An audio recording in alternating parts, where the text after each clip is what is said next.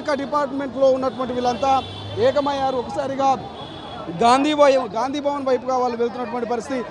Sir చెప్పండి sir, ఇది ఒక్కొక్క ప్రభుత్వ ఉద్యోగి భార్య ఒక దగ్గర, భర్త ఒక దగ్గర, పిల్లలు ఒక దగ్గర, ఇల్లు ఒక దగ్గర, పోస్ట్ 250 కిలోమీటర్ల సుదూర ప్రాంతాల స్థానికత కోల్పోయి రోజు వారంకు ఒక సాటర్డే ఇంటికి పోవాలంటే 250 కిలోమీటర్ల దూరంతో అప్ అండ్ డౌన్ చేయాలంటే 1 వీక్ ఒకసారి 500 కిలోమీటర్లు జర్నీ అవుతుంది.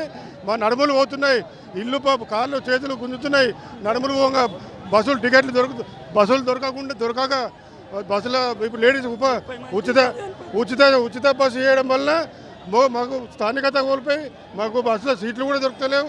మేము చాలా ఇబ్బంది పడుతున్నాం సార్. ఏ డిపార్ట్మెంట్ మీది? మాది మిషన్ భగీరథ డిపార్ట్మెంట్. మేము పైసా నుండి చెన్నూరు సుదూర ప్రాంతానికి ట్రాన్స్ఫర్ చేసి మమ్మల్ని. అందుకే మాకు స్థానికత కంపల్సరీ కావాలని కోరుకుంటూ కేసీఆర్ లుచ్చా ఈ 317 జీవో దొంగ జీవో నంబర్ 1 జీవో 317 జీవో అంటేనే సిరీస్ 1 నంబర్ 1 దొంగ జీవో తీసి కేసీఆర్ ఏమో ఫామ్ హౌస్లో ఉంటాడు. ప్రతిపక్ష హోదా కూడా అవసరం లేదు కేసీఆర్కు. ఎవరైతే ప్రతిపక్ష హోదాలు ఉంటాడో అసెంబ్లీ కొట్లాడిన వాడికే ప్రతిపక్ష నాయకుడిగా ప్రకటించాలి. సీఎం రేవంత్ మీద నమ్మకం ఉందా? మీకు గతంలో భరోసా ఇచ్చినట్టు అధికారం వచ్చిన తర్వాత 48 అవర్స్ లోపల చేస్తారని కాబట్టి ఇప్పటికే చాలా టైం వేస్ట్ చేశారు.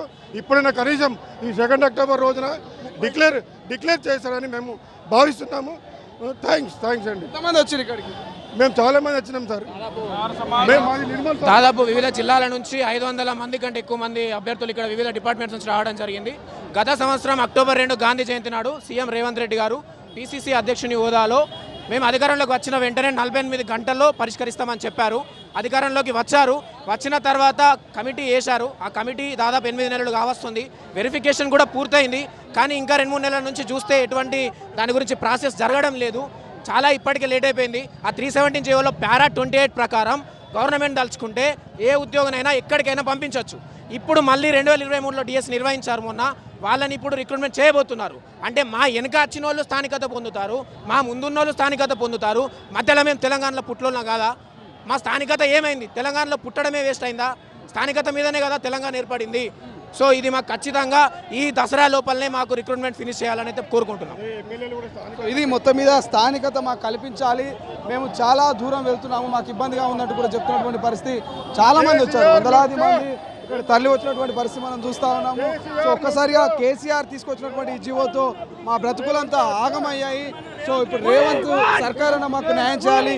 ఒకవేళ మేము అధికారంలోకి వస్తే 48 గంటల్లో మేము ఖచ్చితంగా జీవోను ఎత్తివేసి మీకు న్యాయం చేస్తామంటూ గతంలో రేవంత్ మాకు హామీ ఇచ్చారు పిసిసి అధ్యక్షుడిగా. సో ఒక్కసారి ఈరోజు గాంధీ జయంతి దాదాపుగా ఏడాది అవుతుంది. అసలైన తొలి వెలుగు. ఫాలో వాట్సాప్ @తొలి వెలుగు official.